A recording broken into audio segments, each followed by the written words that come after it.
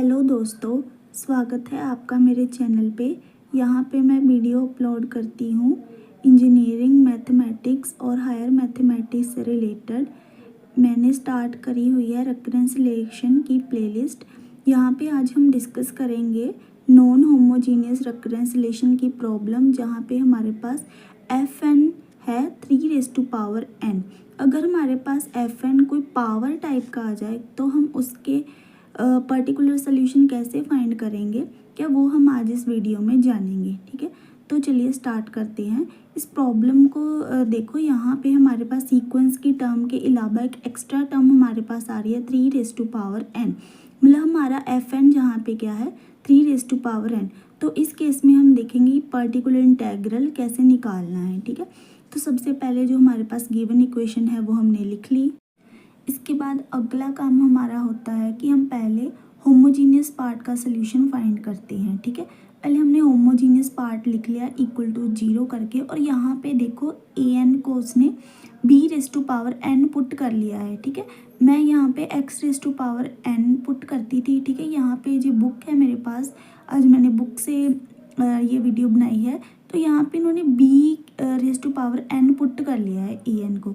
आप x n भी put कर सकते हो, जी आपके ऊपर है। ठीक है, जो मर्जी पुट करो यहाँ पे, बट पावर वाला होना चाहिए। ठीक है, तो देखो यहाँ पे an को b n पुट करने पे हमारी इक्वेशन bn में कन्वर्ट हो जाएगी, जहाँ से सबसे छोटी पावर, अब जहाँ पे छोटी पावर bn है, ठीक है, उसको कॉमन निकाल के ये हमारे पास इक्वेशन एक्सिलरी इक्वेशन आ जाएगी।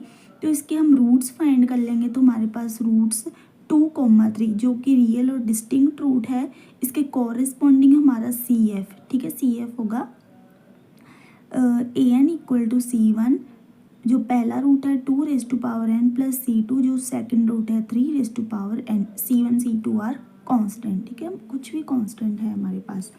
नेक्स्ट हम देखेंगे पर्टिकुलर सोल्यूशन। देखो, पर्टिकुलर सोल्यूशन भी बोल देते हैं और पर्टिकुलर इंटेग्रल, दोनों ही एक ही बात है, इसमें कंफ्यूज होने की कोई बात नहीं है। ठीक है, तो हम इसमें an जहाँ पे p लिखा हुआ आप an भी लिख सकते हो। an को हम d जो हमारे पास fn है वो पुट करेंगे, d 3n, क्योंकि हमारे पास यहाँ पे fn क्या गिवन है 3n। तो उसके कॉरेस्पॉन्डिंग हम pi लेंगे d 3n। तो इसके लिए हम सॉल्व कर लेंगे। ठीक है, इसको हम पुट करेंगे हमारी इक्वेशन में, जो हमारे पास ओरिजिनल इक्वेशन है।